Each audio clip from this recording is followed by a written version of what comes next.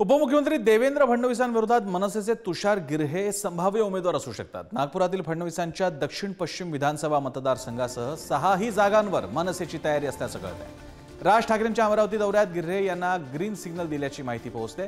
विधानसभेच्या तयारीला लागण्याच्या सूचना दिल्याची गिरहे यांची माहिती आहे। त्यामुळे आता देवेंद्र फडणवीसांच्या विरोधात मनसेचे उमेदवार दिसणार का हा प्रश्न आहे।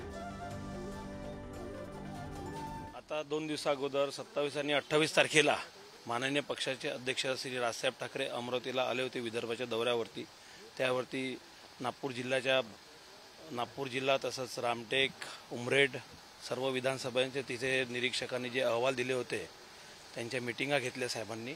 त्यानंतर त्यांनी आता जे साहेब आदेश देईल त्यावरती सगळे उमेदवार साहेब 1-2-3 दिवसात घोषित करणार आहे।